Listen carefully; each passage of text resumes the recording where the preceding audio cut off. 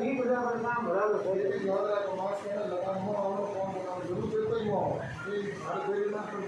करता ये नहीं और ना हो गया तो एक मिनट में ला लो ठीक है ध्यान रखो काम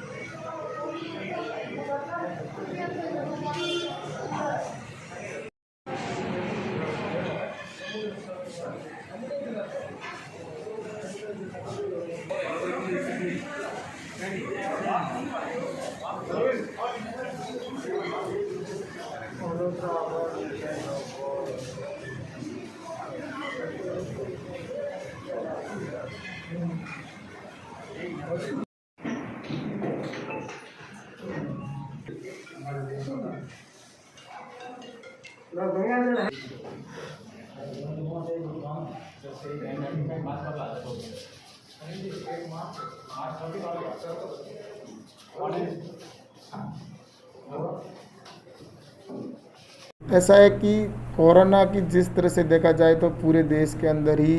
स्थिति नाजुक बनी हुई है। और ऐसा कि आज मैं यहाँ पर बाड़मेर के हॉस्पिटल का भी निरीक्षण किया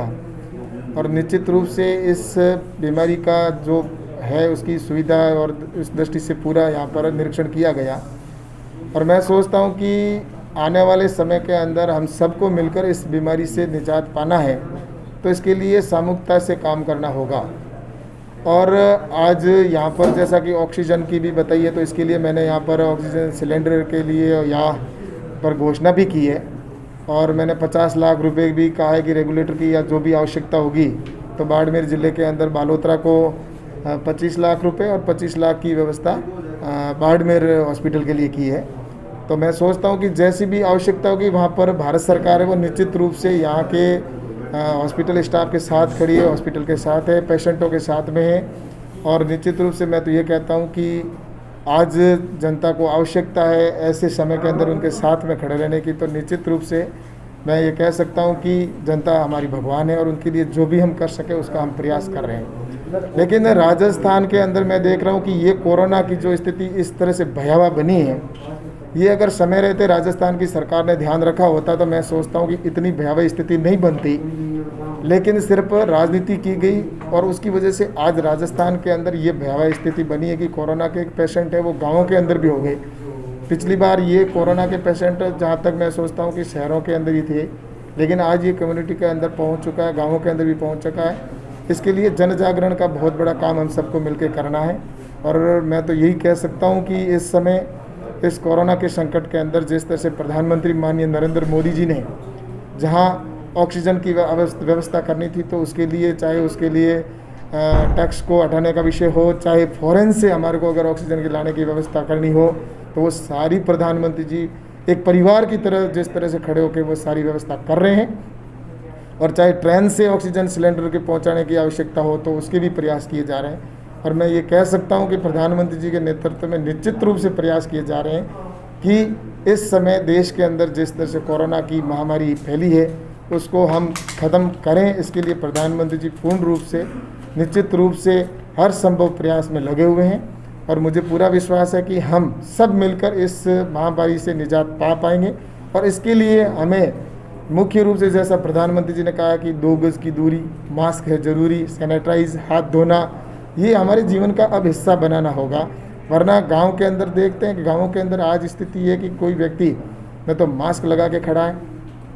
और ना ही वो सैनिटाइज का उपयोग कर रहा है। तो मैं सोचता हूँ कि इसके लिए स्वयं हम सबको जागरूक होने की आवश्यकता है। और साथ ही मैं सोचता हूँ कि इसके लिए जहाँ भी आवश्यकता होगी तो इसके लिए मैं स्वयं यहाँ पर हूँ। और निश्चित रूप से मैं डॉक्टर्स को भी धन्यवाद दूंगा, हमारे नर्सिंग स्टाफ को भी धन्यवाद दूंगा कि ऐसी विषम परिस्थितियों के अंदर भी वो खड़े होकर उनके साथ पेशेंट जो हैं इस बीमारी को ख़त्म करने के लिए जो भी आवश्यकता होती है तो निश्चित रूप से कर रहे हैं। तो मैं नर्सिंग स्टाफ और मेडिकल स्टाफ और पूरा, और साथ ही पुलिस के कर्मी हैं, अन्य और जो भी हमारे सफाई कर्मी हैं, उन सबको भी मैं बहुत बहुत धन्यवाद देता हूँ। ऐसा है कि मैं प्रारंभ से ही इसकी पूरी मॉनिटरिंग कर रहा हूँ। जहाँ भी पेशेंट्स अगर कोई एडमिट करवाने का विषय है तो भी मैंने पूरी तरह से इसकी मॉनिटरिंग की है, मुझे पूरी एक एक चीज़ की जानकारी है। और ऑक्सीजन के लिए भी मैंने निश्चित रूप से आवश्यकता जहाँ पड़ी तो प्रशासन के मैं संपर्क में हूँ और संपर्क में रहकर मैंने इसके लिए काम भी किया है। और आगे भी जहाँ भी आवश्यकता होगी तो निश्चित रूप से मंत्री जी से भी बात करने की आवश्यकता होगी तो वहाँ पर भी करके, और यहाँ पर मैं ये कह सकता हूँ कि आने वाले समय में ऑक्सीजन की वजह से एक भी व्यक्ति की जान नहीं जाएगी, ऐसा मैं निश्चित रूप से आश्वस्त हूँ। क्योंकि ये जनता हमारी भगवान है और उनके लिए आज ये अवसर है उनके साथ खड़े रहने का, तो मैं निश्चित रूप से उनके साथ खड़ा हूँ।